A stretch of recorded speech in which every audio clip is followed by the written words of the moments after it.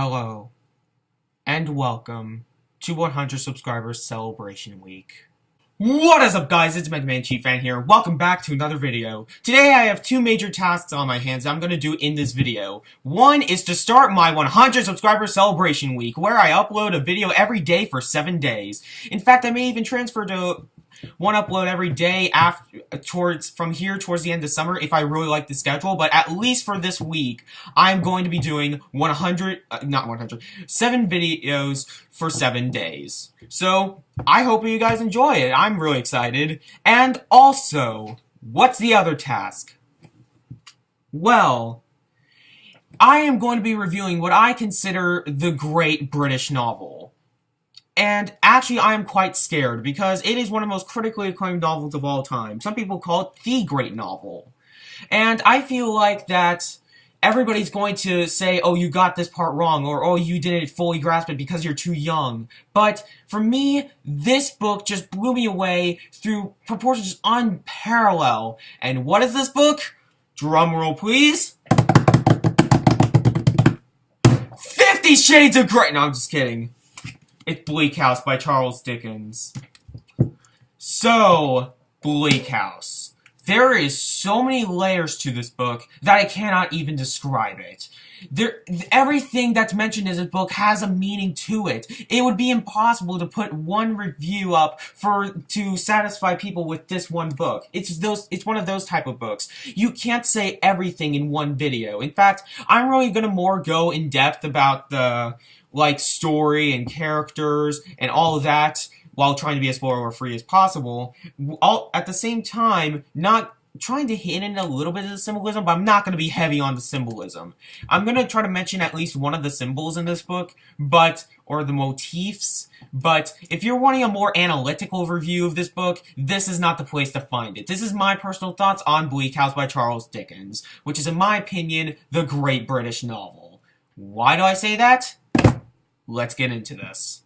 Okay, so before anything, I should really say what Bleak House is about. I'm not going to spend that much time on it because the premise really isn't as important on here. It's really what's in the book. So, in fact, I'd actually say it's better to go blind in this book. But, if you guys are interested, I will tell you what Bleak House is about. Bleak House centers around a court case, which that court case centers around a young lady named Lady Dedlock, or not a young lady, but Lady Dedlock and her husband. And thrown in the case is a man named Mr. Jardiss, who is also appointed with the person who's finally we get to the person who half the book we're in the perspective of, Esther Summerson. Esther Summerson is said to be kind of like a mistress of a place, and hold up. Oh, this is a mouthful. Esther is appointed by Mr. Jardiss to be the mistress of Bleak House. And it's pretty much just the tale of the court case, the tales of Bleak House itself, and the characters that lie inside Bleak House, and my famous quote, things happen. But anyway, so that's what Bleak House is about. It's just about a court case and a house. So why is it so great? It's just a court case and a house. Those things exist in real life. Well, that is true. But Dickens is all about realism. Realism is the key point to Dickens' books. Dickens is truly about trying to make things as realistic as possible without going into just pretty much nonfiction, and try to show the dark and deep and just messed up things in real life through fictional stories. That's what I feel like realism in literature is. And realism is a very important thing, because without it, we wouldn't have Charles Dickens, who is, in my opinion, the most influential writer of all time. Well, no, not influential. That title would go to Dickens, would go to Shakespeare, but Dickens is the great writer. I don't care how many people shove Shakespeare down my throat. I don't care how many people shove Tolstoy down my throat. In my opinion, after reading this book, I personally think that Charles Dickens is the great writer. one of the reasons why I think he's such a great writer is because of the language that he uses. In fact, I like to give an example. I can safely do this because this book is public domain, but at the same time I don't want to use that many quotes. So I'm just going to do the first sentence of the second paragraph in the entire book. Fog everywhere. Fog up the river where it flows among green ants and meadows. Fog down the river where it rolls defiled among the tears of shipping and waterside pollutions of a great and dirty city. That alone goes so much in depth about the setting just in the second paragraph. And the first paragraph just says where they are and what happens, and then the second paragraph automatically jumps into the details about this area.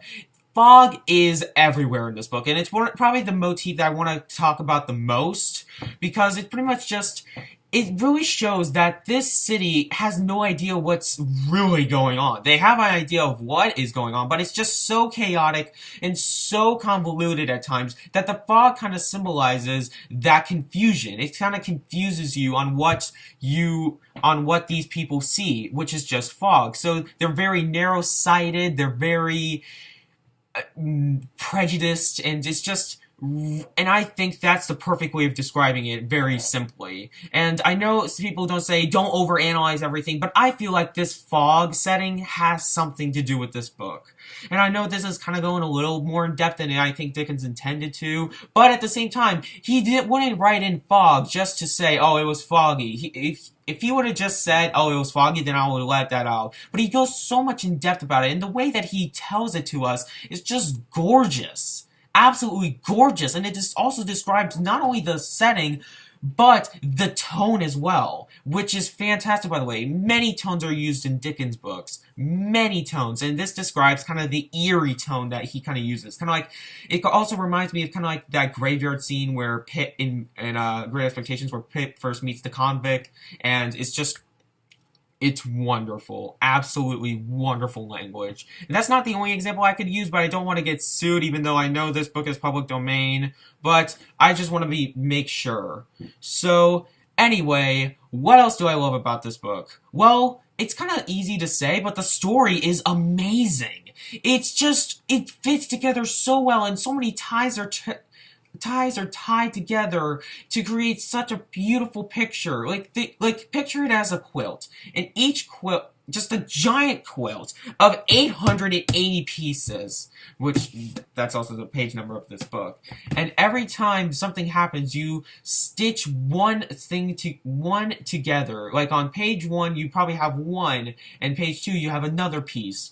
And that's how I felt about this book. It just creates a beautiful picture that hasn't been copied anywhere else. And that's what I loved about this book, because there was something always to listen to. There was always something to just pay attention to. There's so much detail put into this book. And even though it's extremely long, it doesn't feel flat at any moment, which, you know what, Dickens, I have to applaud you for. Some copies of this book go over 1,000 pages, and a 1,000-page book that doesn't drag itself out even once, that's just incredible. Absolutely incredible. And honestly, the story, I don't want to spoil anything with you, because it's just so fantastic that I cannot even describe. So, let's just say it right here. The story is amazing. However, that, in my opinion, is not the best part. For me, the best part about this book is either the writing or something I'm going to go in depth right now, the characters. Etzer, I really see as our protagonist. With the exception of the chapters we're in the third-person point of view, which this book does switch perspectives, whenever we're in a first-person perspective, we're in Etzer's point of view. And my goodness, she's great. Immediately we get a backstory to her. In fact, her backstory is the first thing that told me, yes, this novel is going to be amazing. And don't worry, I won't dare spoil it to you.